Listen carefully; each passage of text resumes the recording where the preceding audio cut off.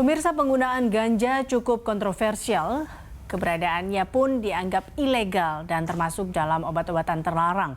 Di sisi lain, sebenarnya tanaman ganja merupakan obat yang cukup bermanfaat untuk kesehatan. Namun, meski penggunaannya tidak selalu berbahaya, ganja bisa mempengaruhi tubuh dan pikiran. Dan berikut kami tampilkan manfaat serta bahaya ganja.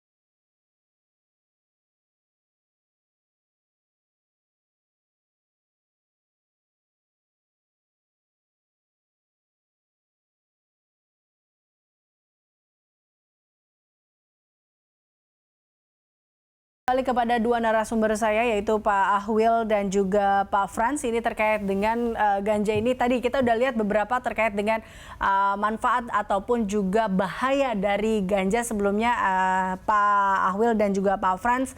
Tapi gini, apapun itu ternyata kalau tadi kata Pak Ahwil ini tidak bisa dibenarkan berdasarkan Undang-Undang Narkotika. Seperti itu ya Pak Ahwil ya?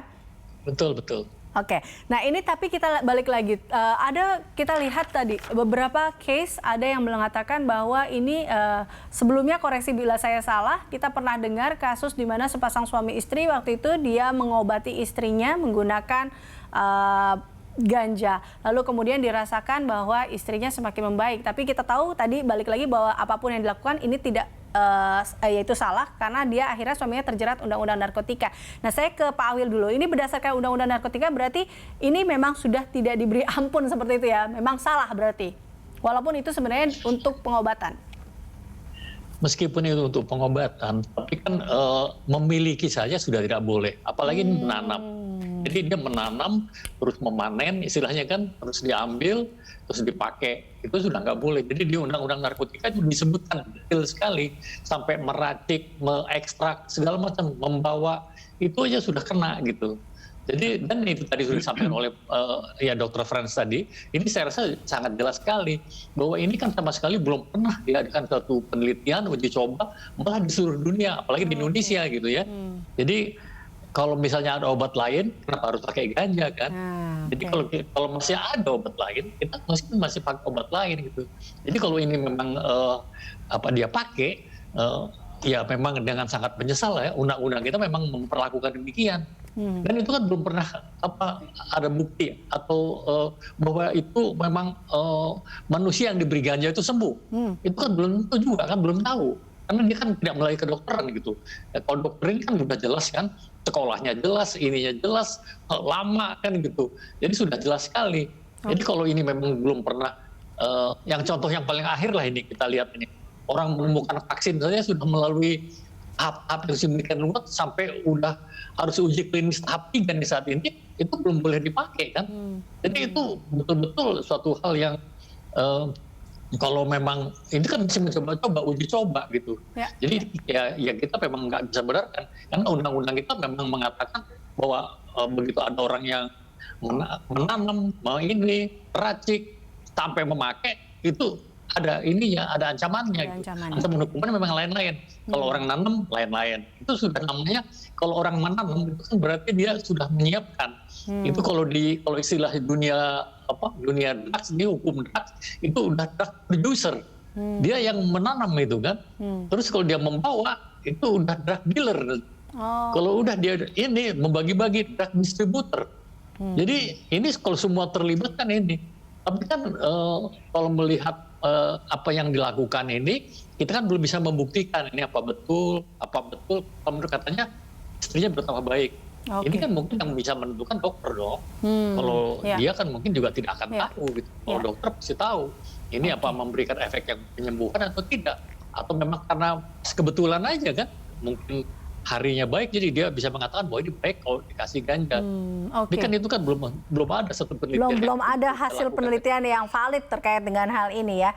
Nah, ini sama Pak, sekali belum ada, Pak. Oke, Pak Frans, sebenarnya apa dampak paling buruk jika memang ini kita atau penyalahgunaan ganja ini bisa dikatakan sebagai medis? Dampak buruknya itu apa sih sebenarnya, Pak?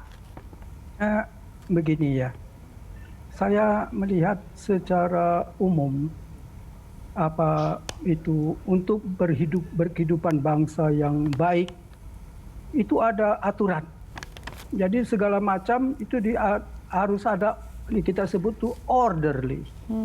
Jadi ada peraturan-peraturan, kalau kita nggak bisa melanggar begitu aja. Kalau ada yang klaim, 1-2 orang yang mengklaim sembuh dengan ini segala macam, jangan lupa itu hanya beberapa orang, tetapi ada kepentingan besar ya dari bangsa ini yang akan melindungi secara keseluruhan kita. Nah, itu harus diperhatikan. Ya. Kemudian lagi mengenai tadi Pak Lutfi mengatakan tidak menyembuhkan. Betul. Ini obat ya, kalau dikatakan ini hanya bersifat simptomatik. Bukan bersifat menyembuhkan dalam arti misalnya antibiotik membunuh kuman, ya kan? Dan sebagainya macam. Ini simptomatik. Saya kira kita mesti lihat latar belakang. Saya nggak mengatakan orang sakit ya. Saya nggak mengatakan orang sakit. Sekarang orang sehat. Dan umumnya orang sehat yang ingin menggunakan ini. Sekarang saya tanya, kenapa dia ingin menggunakan ini? Nah, itu terpulang kepada diri, tapi saya kira jawabannya kita tahu. Ya kan? Keinginan untuk rekreasi, keinginan untuk menikmati halusinasi, untuk menikmati euforia, ya, dan segala macam. Ini obat ini atau senyawa aktif ini disebut psikoaktif, jadi mempengaruhi kejiwaan. Ya, kalau dia mengkonsumsi ini baik dengan terutama dengan menghisap dengan seperti rokok, ya, itu dia mengalami high, ya, rasa enak, ya. Yang katanya berbeda dengan opiat dan macam-macam, berlangsung cukup lama 2 jam, ya. Tapi coba lihat efeknya, efek kognitif itu terganggu, jadi dia bisa tidak mengenal ini lingkungan, ya, bisa ini, dan persepsinya berubah, lalu waktunya berubah, bisa memanjang sekali, misalnya buat kita itu hanya 1 menit, buat dia itu sudah 1 jam, dan bisa berulang-ulang. Nah, ini pengaruh pada mental kita, ya. Kemudian mempengaruhi sistem belajar, ingatannya juga terganggu. Ya. Tentu saja gerakan juga terganggu. Nah, ini berbahaya kalau dia sedang mengendarai kendaraan dan menjalankan mesin, dan berbahaya buat dia dan untuk orang lain. Kemudian yang lain lagi bisa menimbulkan panik, halusinasi, bahkan kegilaan yang akut. Ya, tentu ini bisa kembali lagi, tapi bisa dikaitkan, ada studi yang mengkaitkan kejadian ini dengan terjadinya kelainan jiwa yang menetap. Ya. Satu lagi, yang dikhawatirkan itu adalah timbul amotivational syndrome. Apa itu, Pak? Ya, ialah suatu keadaan di mana terutama generasi muda itu akan menjauhkan diri, ya, dari sosial dan tidak tertarik dengan belajar, ya, dan lain-lain, ya, pergaulan lain-lain. Ini kan menurut saya berbahaya, ya, untuk pembangunan karakter suatu bangsa. Ya, jadi ya saya kira janganlah, menurut saya saya sependapat dengan garis pemerintah yang sudah ditetapkan, ya. Okay. Demikian. Ya. Oke, baik. Kita masih ada 1 segmen lagi, Pak Awil dan juga Pak Frans, dan pemirsa. Kita masih akan kembali usai jeda. Tetaplah bersama kami dalam Lunch Talk.